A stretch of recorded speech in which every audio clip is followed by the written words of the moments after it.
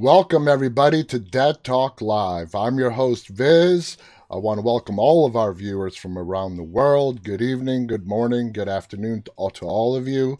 If you are joining us for the first time and want more information about our show, please visit our website at deadtalklive.com.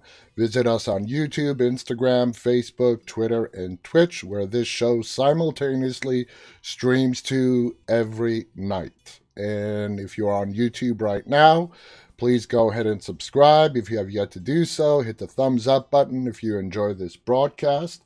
I gotta say, as I start to stream, I look over at the chats that are going on and the Instagram. As soon as I hit start stream, I see my mom's name. God bless her. She's a mom. And it doesn't matter that I'm a 46-year-old man, and she doesn't understand a word of what I'm saying. She tunes in faithfully every night to watch. And I don't have an explanation for that. I guess I kind of do. I'm a parent. I kind of get it. Let me welcome our Instagram people. Of course, my mom is watching. Welcome to DJ, who's joining us. Mary Grace, Maged. Call Me is giving us a wave. Welcome, Call Me. Mandel is also waving at us. Umil29 has just joined us. We have our lovely moderators, Singer Chick, Khaleesi, Saz, and Marie. Thank you guys for a great job for what you guys do every night. We have CC Wheezy joining us on YouTube. On the Facebook side, we have Colette, Philip, Lisa is with us. Welcome to everybody. Hope everyone is doing well. It is Thursday, right? Yeah, it's Thursday here in the United States. Another buck-ass cold night. We got more snow, ice, and no joke. You guys who watch me know I don't go to bed till like 7 o'clock in the morning. And when it started, it wasn't snow. It was an ice storm. And within 15-20 minutes after the ice storm started, you could literally walk outside my house with a pair of skates and be perfectly fine. It's crazy, just absolutely crazy. So anyway, Khaleesi writes, "You're right. It's Thursday night. We have episode 2 of Clarice. Thank you for reminding me, Khaleesi. Something to watch tonight. If you guys did not watch the series premiere of Clarice last week, you still have a chance to get caught up. Today is episode 2.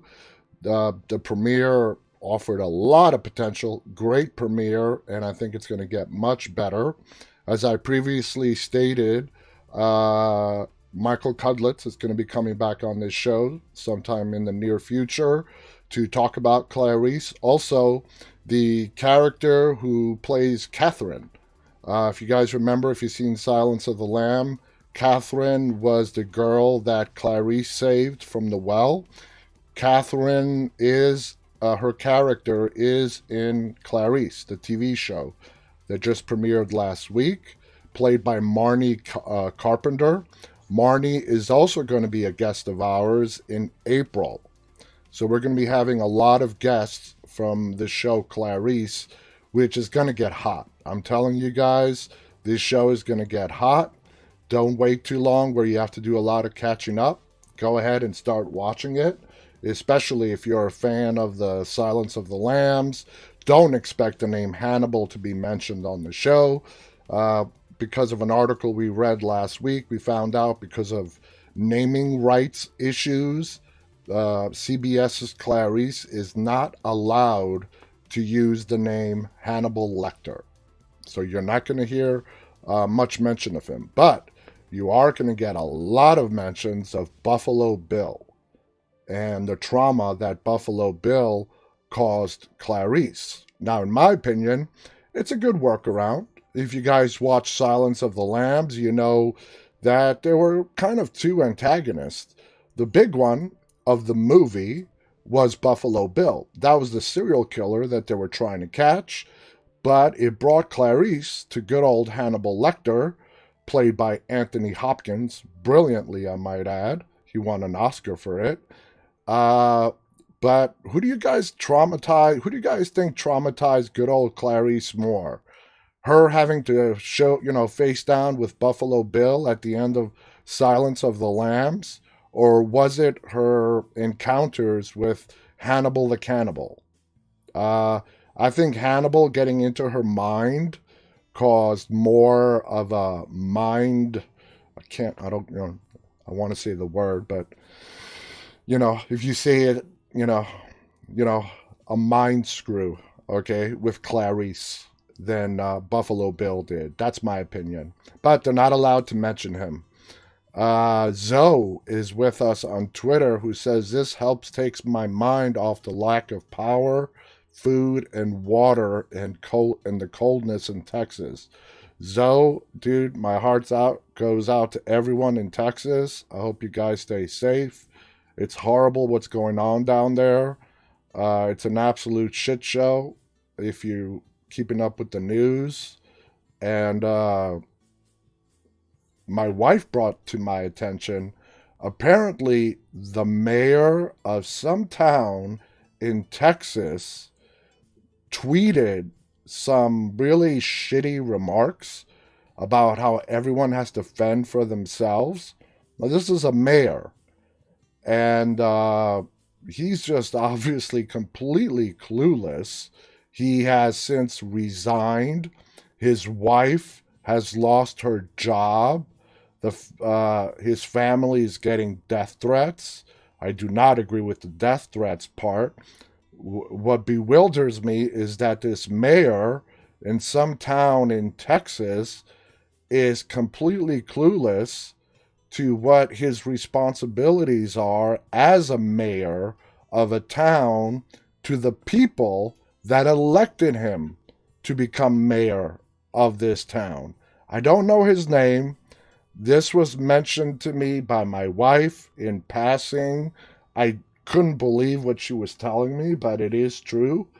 It did happen. This guy did say it, telling the people, you got to fend for yourself. Stop depending on the government to bail you out. These are people who are freezing, hungry, and just need basic. This is not. He used the word socialism. It's not socialism when you've got your constituents freezing to death because of acts of God and weather they cannot control. They have no control over the power company. What do you want them to do? That's totally ridiculous. Anyway, I did not mean to get into that rant, but, Zoe, our hearts are out to you and everybody in Texas. I hope this thing passes quickly and you guys get your power, get your heat back, stay safe in the meantime. And I really mean it. I'm thinking about you guys. Singer Chick writes, the show kind of leads me to think that Buffalo Bill got to her worse because he is who's haunting her memories for what we see now. And yeah, that's what they're going to show you on this TV show because they're not allowed to mention Hannibal. So, of course, they're going to shift the focus from Hannibal to Buffalo Bill. It makes perfect sense. Welcome to Elna on Facebook. Colette is also saying, had a few bad days of agony, just managed to get up today. Lizzie is also responding to people. I'm just looking at the chats. They're coming in quickly. People are coming into the rooms on Instagram. So let's try to take your minds off the outside world and all the crap that's going on in the real world. And let's immerse ourselves in some headlines.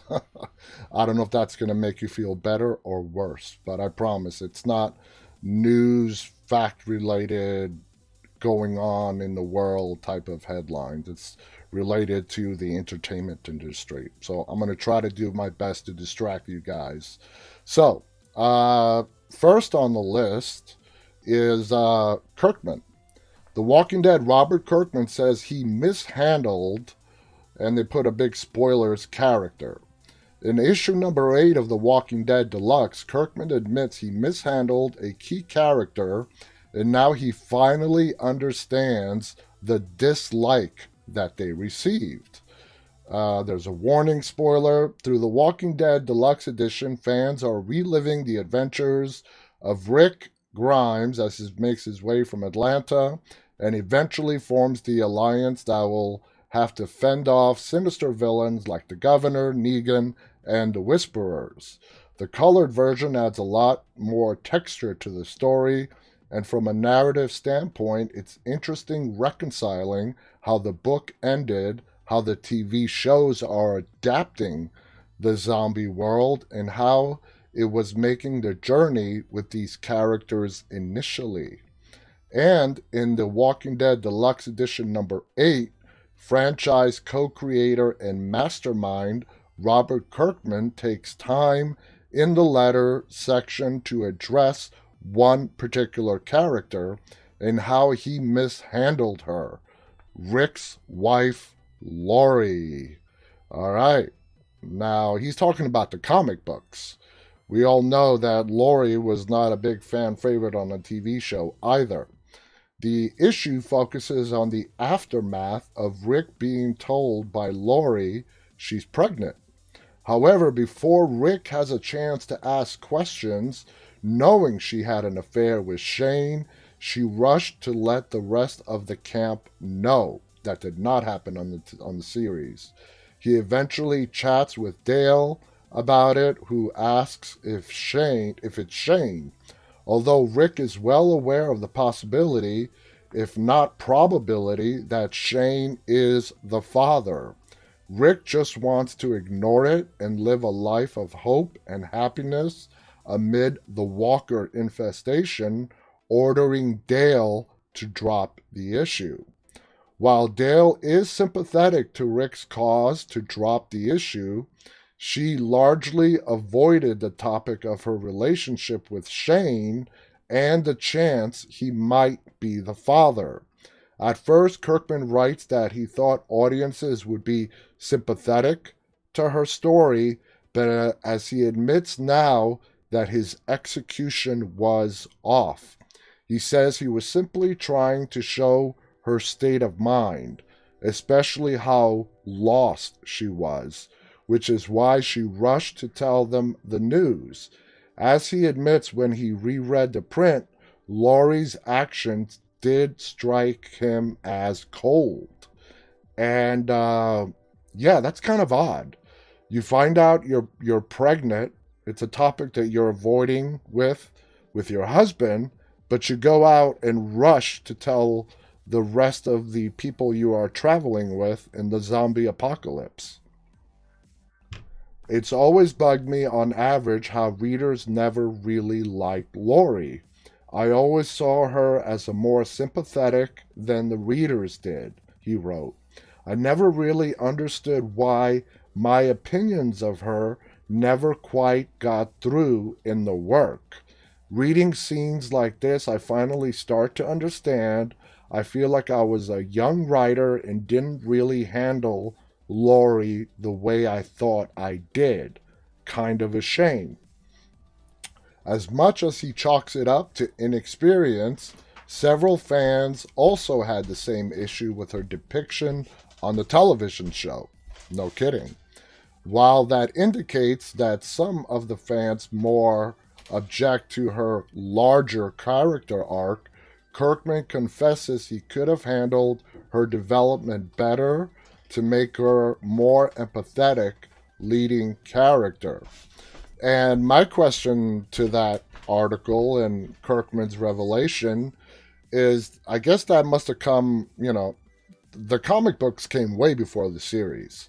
By the time the series came around, he really played Laurie the same way she was written in the comic books. So I guess this revelation did not come till well after the TV series as well. So, but it's understandable. He tried to execute Laurie to be a sympathetic character that most readers can empathize with. It just did not come through. It did not come through in the comic books. And as we all know, by her lack of popularity on the TV show, it did not come through there as well. Personally, my take on Laurie was indifferent.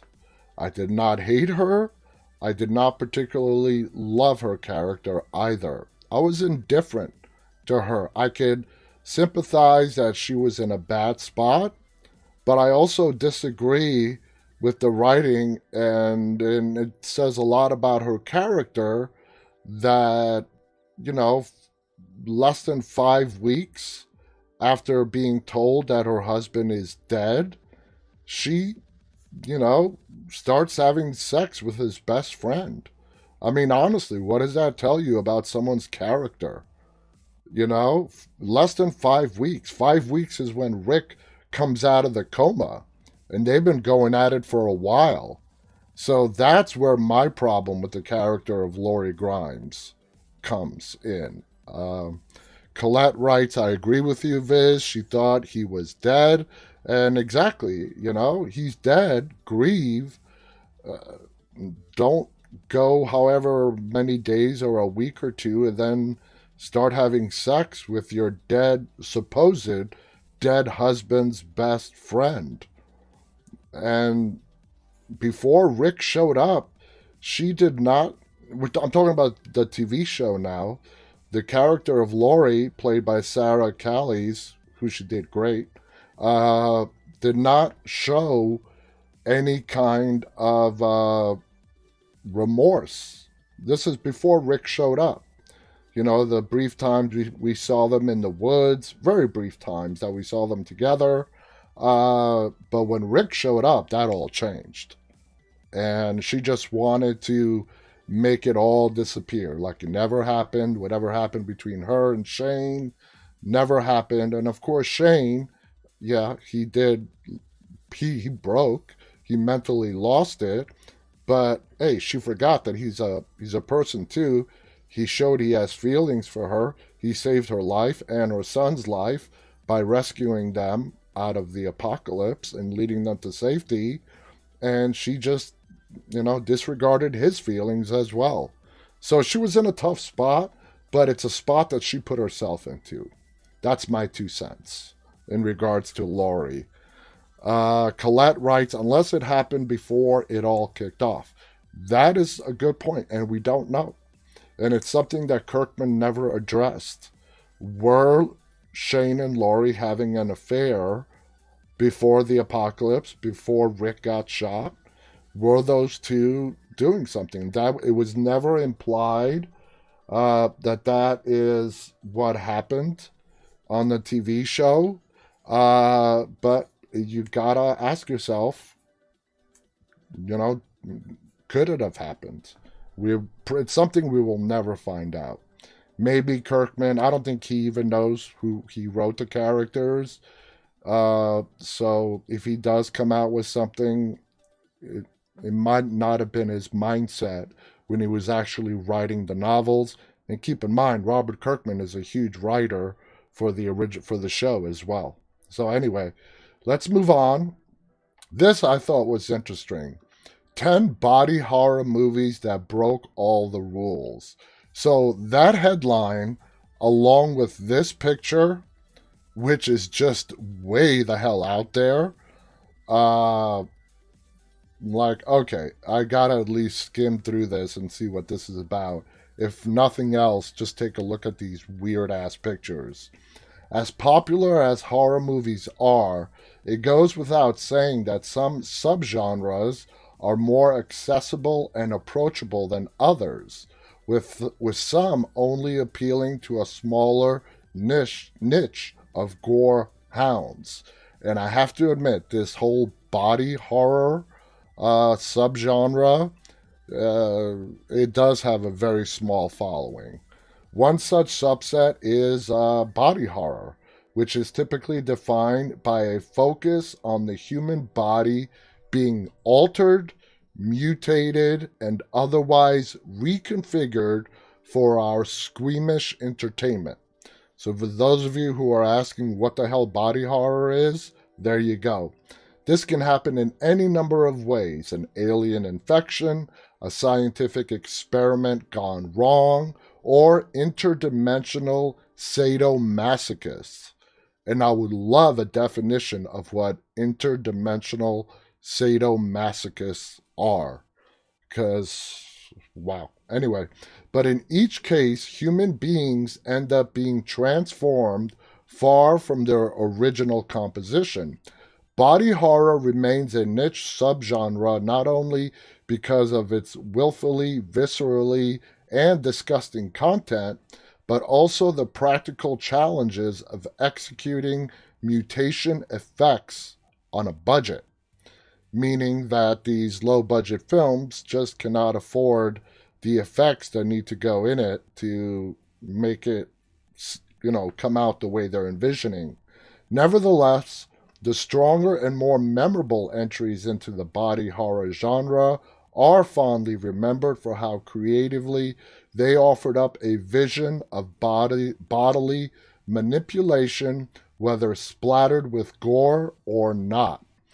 Though body horror hasn't ever been defined by a particular strict set of rules, these 10 films nevertheless defied expectations to deliver groundbreaking, fiercely original, and completely hideous entries into the cult subgenre.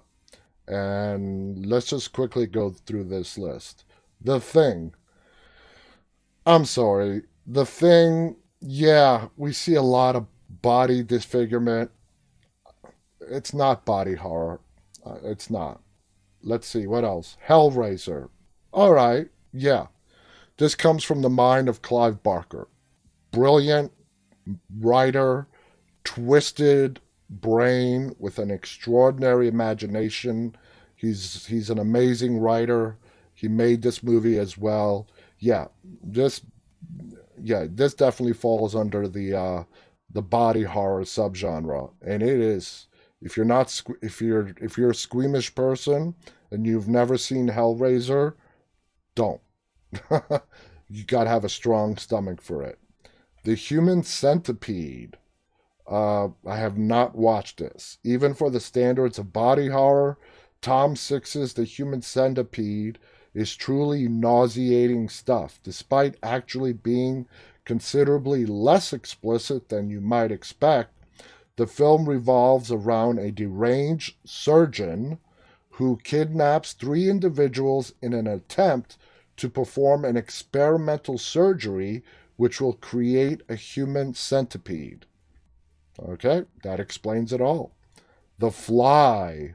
Again, like The Thing, I don't know. I just don't put this on the body horror list. It's a horror movie, but it's about the transformation of a scientist who does an experiment that goes horribly wrong, and his DNA gets meshed in with a fly, and we see his transformation.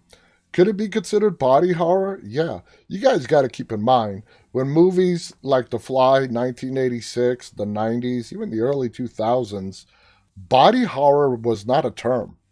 Body horror is a fairly recent subgenre term that someone came up with to classify all the different subsets of horror movies.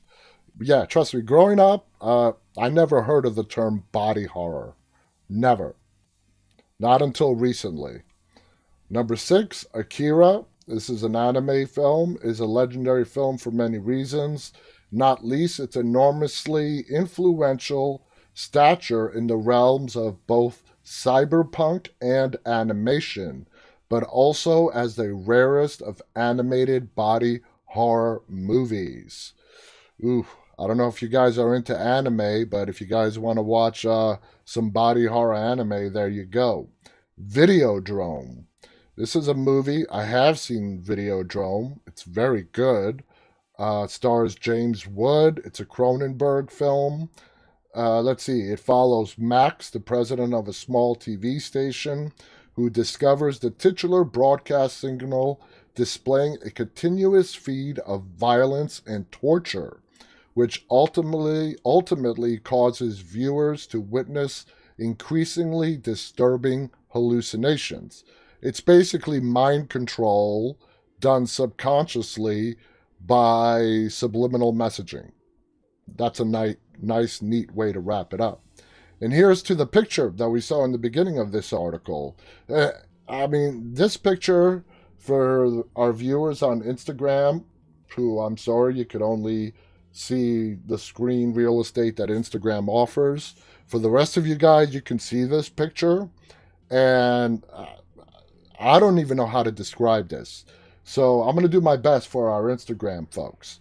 Picture a mermaid, okay? Now, instead of a fin and tail, the bottom half of this woman's body is the mouth of a very horror, scary looking alligator. That's the best way I can describe it. And I'm still way off. Lizzie writes, The Evil Dead gave me nightmares. J.D. Smith on Twitch writes, Cronenberg, the father of body horror. The Fly was directed by Cronenberg. Yes, Cronenberg is a genius. He's an amazing, amazing filmmaker. Number 3 on the list, Annihilation. Alex Garland's superb sci-fi horror film, Annihilation, once again gave body horror a dramatic reinvention, given that most of its reshapings of the human body aren't repulsive explosions of gore, but often oddly beautiful. The film is centered around a group of scientists who enter a mysterious area called the Shimmer, a zone created by the arrival of a meteor several years prior. As it turns out, the Shimmer exerts a profound effect on any living thing which enters it, fundamentally changing their DNA by mixing it with anything else in the vicinity. Good concept right there. Number 2 is Spring. Have not seen this either. The film that puts horror wonder kids Justin Benson and Aaron Moorhead on the map. Spring is a rarest of body horror films that also doubles as a red-blooded romance, as in the film is as much a love story as it is one about revolting mutations. All right, let's see what's number 1 on the list. And it's not letting me get to number 1. Okay, there we go. Tetsuo. Definitely never heard of this. Tetsuo the Iron Man. Years before Tony Stark graced cinema screens, there was Tetsuo the Iron Man. Has anybody out there ever heard of this? The singular 1989 cyberpunk brainchild of director Shinya Sakamoto. The film follows a man who kills a metal fetishist with a car, and in turn finds himself being progressively transformed into a man-metal hybrid. Now that's some nuts. That's some crazy stuff there. J.D. Smith writes, Tetsuo is nuts. It goes 90 miles per hour without a helmet. Yeah, it sounds that way. CC Wheezy writes, nope, never heard of it. And it's no surprise. These are some really off-the-path movies, so not surprising that a lot of us have not heard of them. All right. Merle, Michael Rooker, the awesome Rooker. The Walking Dead, 10 hidden details you missed about Merle. Since he only had a short stint on the show, some fans may have missed a detail or two about Daryl's brother, Merle Dixon. A couple of characters only appear in the Walking Dead series, but are absent in the comics. One of those is Merle Dixon, the hunter who appears from Season 1 to Season 3, and of course he was not in Season 2, is introduced as an action-craving racist and misogynistic apocalypse survivor. Due to his personality, no one tolerates him except his brother Daryl, and he tolerates him at a very fine, barely tolerable level. Merle grows to become one of the TV's most villainous henchmen when he begins working for the governor. Even though it's hard to forget Merle and his reckless behavior, a couple of details about the character might have whizzed past viewers. Some details might have been forgotten, too. After all, it's been close to 8 years since the character was killed off. Okay, number 10, Daryl's accurate prediction. Merle causes plenty of trouble as soon as he's introduced in season 1, episode Guts. He fires recklessly at walkers, assaults T-Dog, and declares himself the boss of the group that is stuck on top of that rooftop. Despite his lack of strategic action, Merle is feared by several characters because of his impulsive, violent outbursts. In the first season, Daryl declares nobody can kill Merle but Merle. This turns out to somehow be true when Merle decides to kill the governor in season 3. He stands no chance and he knows it. As expected, he gets captured by Martinez before being shot in the chest by the governor, intentionally shot in the chest, left for him to turn so his brother can find him as a walker. That's how devious and sinister the governor was. Number 9, he doesn't share a scene with Daryl until the 3rd season. Wow. That's true. How many of you guys put that together? We don't see Merle and Daryl together in season 1 of The Walking Dead. It's just, for me as a fan, it's just one of those things that, you sort of gloss over. The scene where Daryl kills a reanimated Merle will always be fresh in the minds of fans. Daryl and Merle talk about each other a couple of times, but it takes a while for them to be seen in the same location together.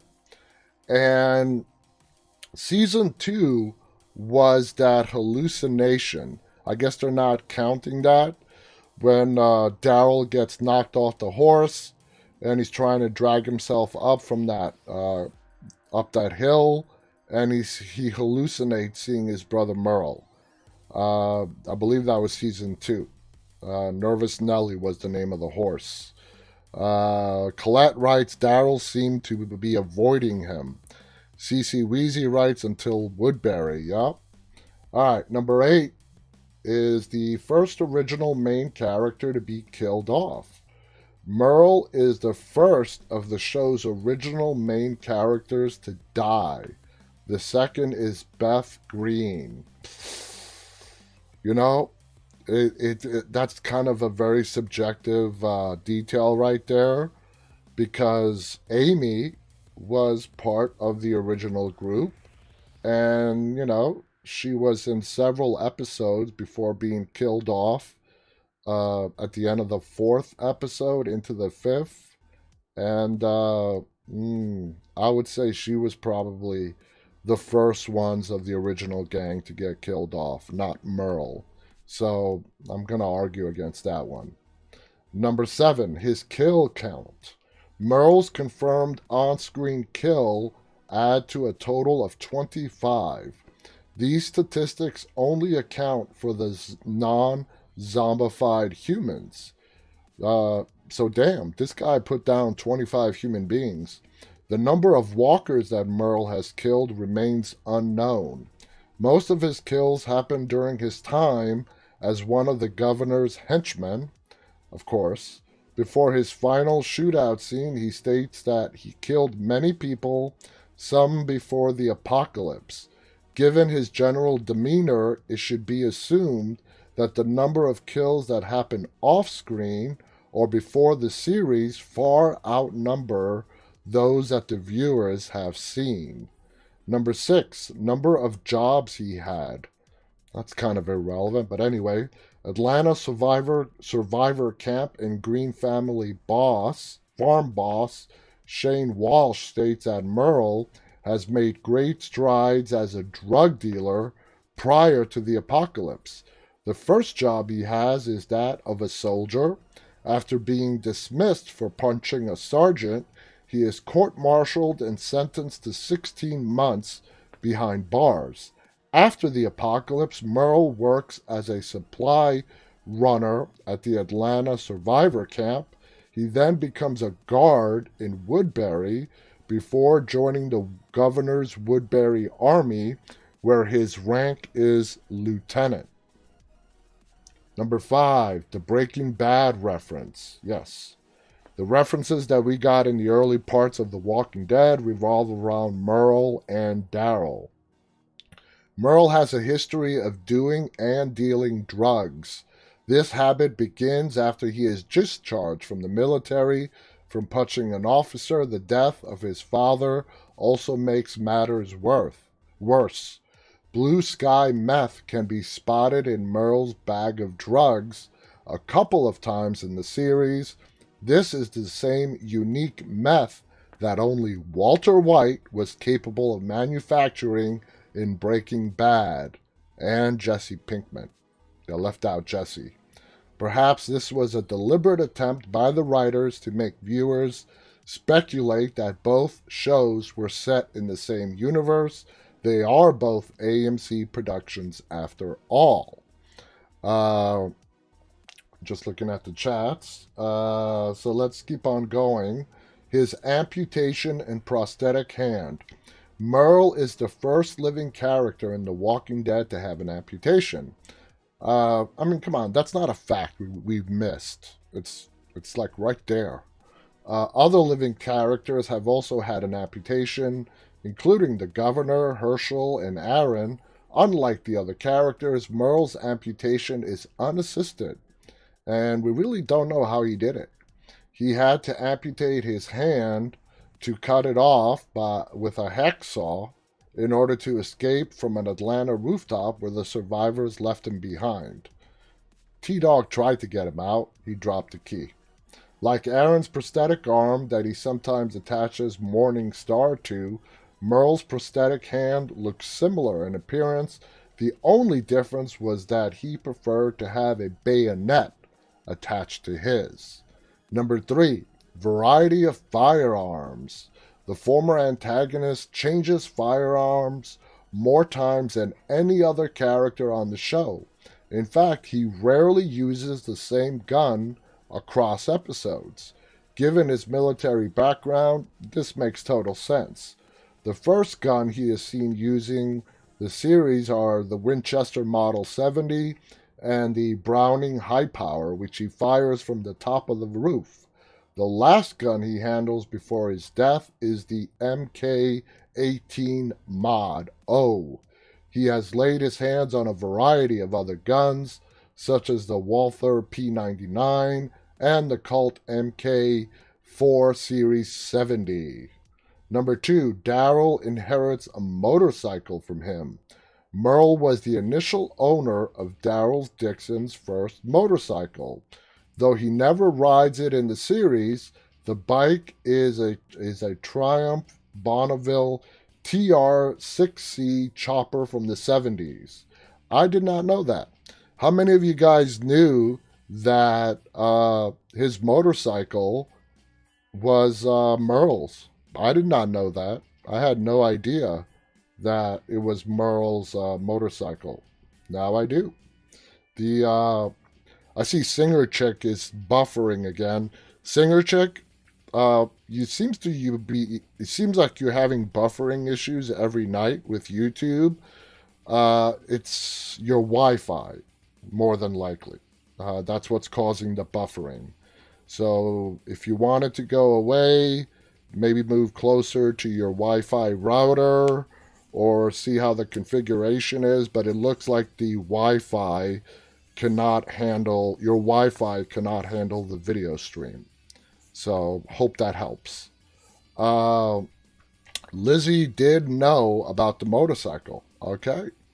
CC Wheezy writes, it's when he got the drugs for T-Dog, he said it was Merle's bike. All right, cool. I totally missed that. Number 1 on the list, the only secondary villain to renounce his bad ways. When Merle Dixon chooses to try and murder the governor in order to protect his brother Daryl, he begins to transition from bad guy into an anti-hero. With these actions, Merle redeemed himself a little bit in the eyes of fans. And I think that's very nicely put. It could have been the start of a good redemption arc, but I posed this question to you guys many, many times, and the consensus that we have all reached is that at the end of the day, Merle, no matter how hard he actually tried, is a character that was too set in his ways in regards to the racism, the misogyny, to actually be redeemable. So, and I totally agree with that as well. But he does go out on the right side of things. He does go out, trying to do the right thing. So, anyway, Monopoly wants to know, when will season 10 be available on Netflix? That's been a burning question for months, and I wish I had an answer for you, Monopoly, on Instagram. The truth is, I have no idea. It was supposed to come out in October, but October has come and gone, and it's still not available on Netflix. Whatever the holdup is that is preventing The Walking Dead Season 10 from appearing on Netflix, I can almost guarantee you it's because of some rights issue, and they're not going to tell us that. So, moving on, where time is getting short, so let me just see if we can let me see what I have left. You see, I gather a lot of stuff, and depending on how things are going, pick and choose what we should talk about. And some of these are pretty long, and we don't have that much time left. But let's just take a look at a review. Shook review. Stalk and slash horror with a social media angle.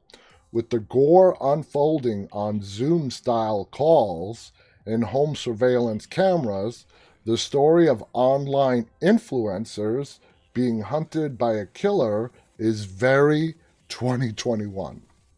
I love how they put that. Shook opens with a smart satirical visual gag.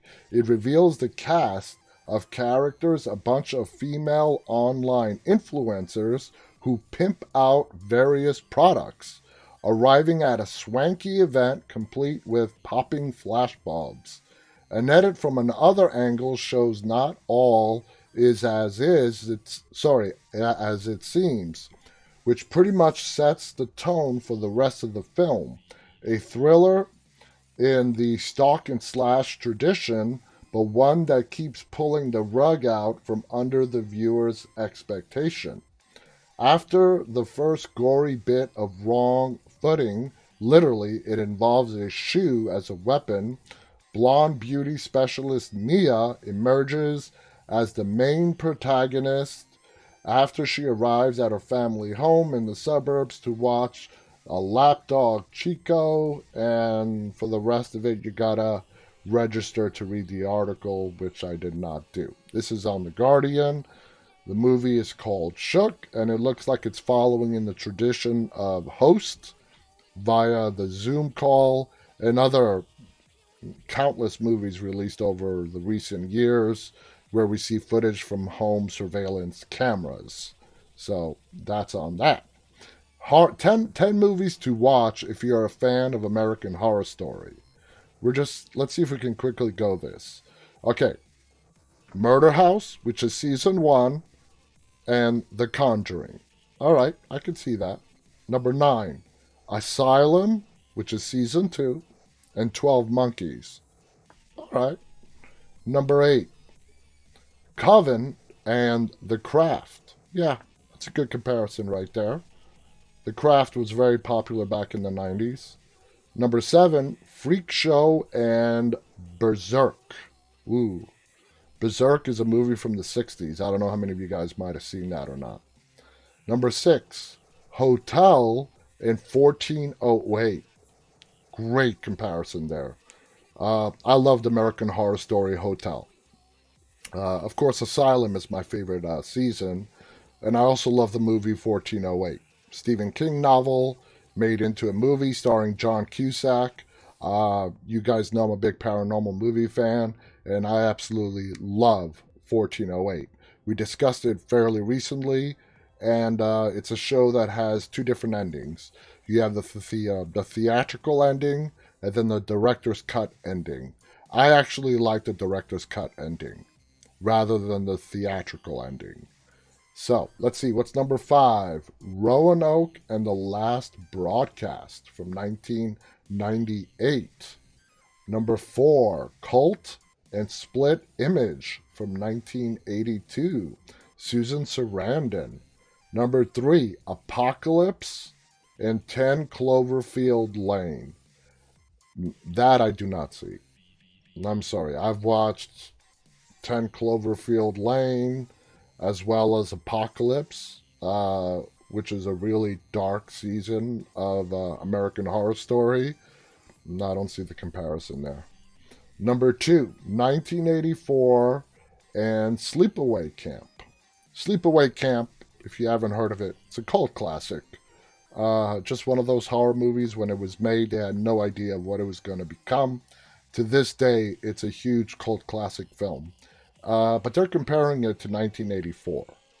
American Horror Story 1984, which was last season. 1984, out of all the seasons that we have gotten so far from American Horror Story, 1984 is my least favorite. It could be for a number of reasons. It did not have Sarah Paulson. The story, for me, growing up in the 80s and watching the slasher flicks, was kind of played out. And I didn't like how they did it. But, you know, if you want to compare any movie from the early 80s, horror-wise, which they were all pretty much slasher films, you can compare any one of them to American Horror Story 1984. And number 1 on the list, overall, meaning the show overall, with The Invitation, 2015. The Invitation is a movie that doesn't get talked about much, but The Invitation is a great movie with a great concept that will really, by the end of the movie, have your jaw dropping. If you have not watched the 2015 movie The Invitation, add it to your queue. We'll be talking about it sometime here in the near future on an episode of Dead Talk Live. But it's a great movie. And what they're doing is they're comparing just the overall concept, all the seasons of American Horror Story, with the movie The Invitation. That's up to your opinion. It can't be. It's up to everyone's own opinion. So today we are going to be talking. Let me go ahead and bring it up. And basically, it's basically sequels that were better than the original. And when I was thinking about this, I came across an article that mentioned this, and I'm like, that's a hard one. It's really hard to find sequels that are better than the original. They're out there. I have seen them, but they're far and few between. A lot of them are a good continuation of the storyline. Some others destroy the franchise, stop after a second, a part 2. Others are good enough to move on to a part 3. So let's watch what Watch Mojo has to say on some of the best horror sequels that have been out there. And if you don't know, this is Friday the 13th part 6. And I hope they don't say this is what made is better than the original Friday the 13th, because it's not. But let's go ahead and watch this. Let me go ahead, find the damn play button, and let's listen in. We better turn around. Why? Because I've seen enough horror movies to know any weirdo wearing a mask is never friendly. Welcome to Watch Mojo, and today we're counting down our picks for the top 10 horror movie sequels that redeemed the franchise.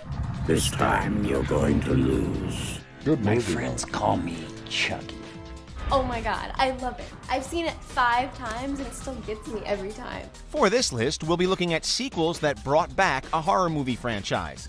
We're not so much looking at the best horror sequels as sequels that got their respective franchise back on track. Halloween Let us know in the 2018 comments was what amazing. horror sequel you think we should have included on the list.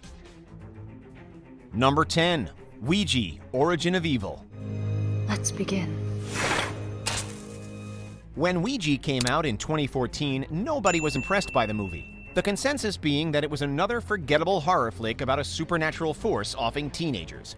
Was there something I could have done? This isn't surprising given how hard it is to take a horror movie about a Ouija board seriously. But then a prequel came out in 2016 called Ouija, Origin of Evil, and critics and audiences agreed it was much better than its predecessor, something really rare good. with movies in general. What is all the yelling?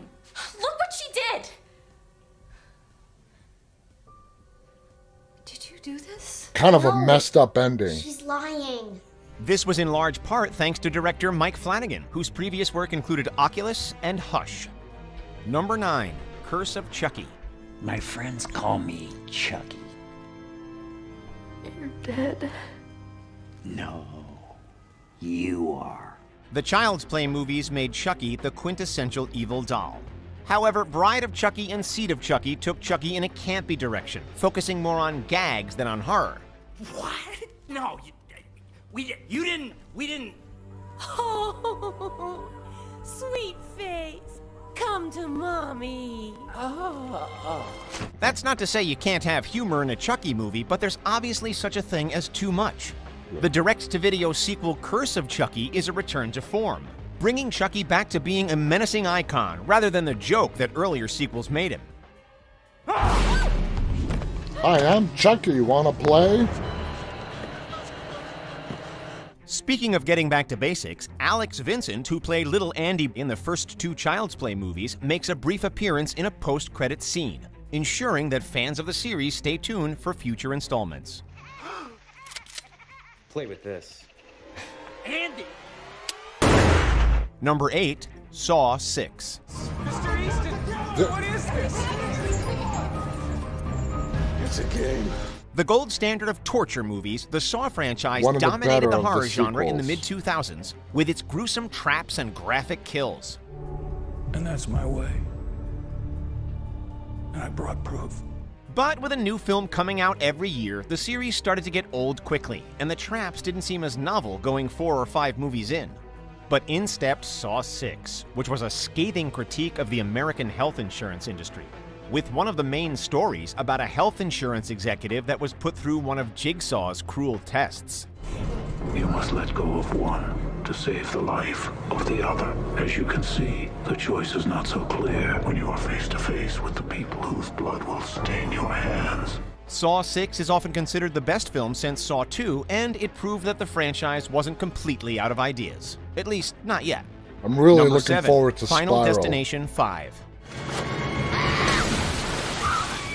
The fun part of the Final Destination movies was watching the different ways that death would claim its victims with intricate Rube Goldberg-like steps.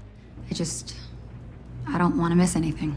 But similar to the Saw movies, the Final Destination series had trouble coming up with ways to keep this premise fresh. However, Final Destination 5 was able to come up with memorable deaths such as the gymnastics scene and the eye surgery scene. Plus, the twist at the end was a nice way of bringing the series back to where it started. What's all that about? I have no idea. Number 6, Annabelle Creation. What do you need? A lot of people didn't like this. Surprising. Annabelle The Creation was cursed pretty doll damn made a spooky scary. first impression in The Conjuring, which made things look promising when she got her own film in 2014. Unfortunately, that film wasn't well received with critics or audiences. There has to be another way. There is. I can make it right. However, Annabelle Creation came out 3 years later and was the type of movie we were expecting. Hello, A prequel Dean. to the Hello, original honey, film, on Annabelle Instagram. Creation gives a tragic backstory to the doll Hello, and explains with 717. greater depth how it came to be cursed. We said yes. And that's when it became stronger.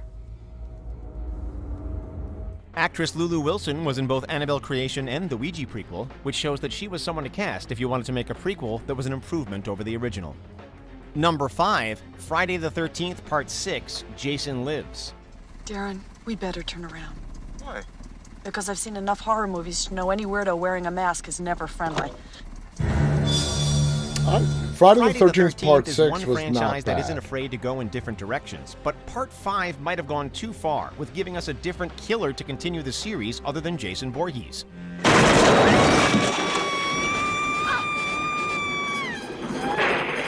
For those of you who Luckily, saw Part Friday the 6 remedies 13th this Part mistake by 6, bringing back Jason is wasting no technically time by dead, who resurrecting is him in brought the back opening in a scene. Frankenstein Jason Lives type does of have a humor way that by sets a up the lightning franchise with a bolt. lighthearted touch. Does that but make him a thankfully, zombie? The franchise did not continue in this direction, beating a dead horse, like Nightmare on Elm Street did with Freddy.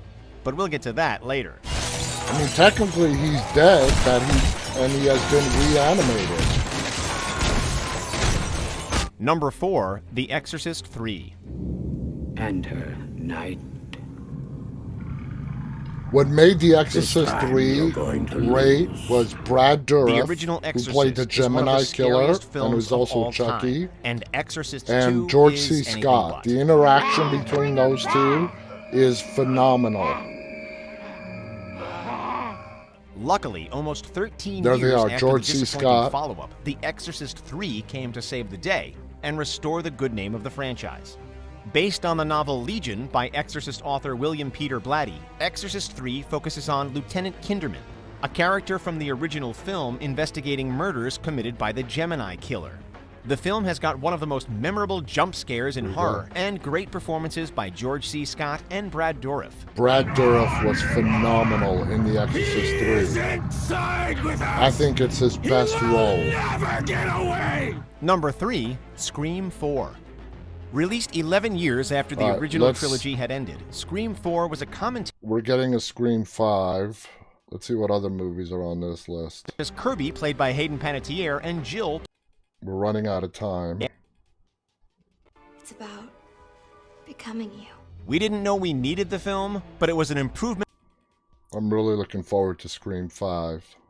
Let's see what other movies are on this For list. years, the Halloween franchise had been a horrific mess, right. with sequels that kept sinking to new lows. Curse of Michael whether Myers. It was No, I didn't really like that too much. zombie movies. Then Halloween 2018 came along, and all it had to do was pretend that all the sequels following the original Halloween never happened. Halloween 2018 for me It paid off, giving the is franchise a terrifying fresh start. the perfect example for this kind of topic. Horror fans are eagerly anticipating upcoming sequels Halloween Kills. Halloween 2018, just to put it mildly, the Halloween franchise has gone in so many different directions over the years. Halloween 2018 is the perfect example of how to rejuvenate a franchise. They did it perfectly. Of course, they brought back Jamie Lee Curtis as Laurie Strode. John Carpenter was directly involved. They brought back a lot. Nick Castle, who played the original Michael Myers, played Michael Myers even if it was for one scene.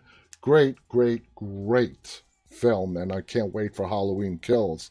Anyway, guys, we are out of time. Thank you so much for tuning in tonight. You guys are fantastic as always.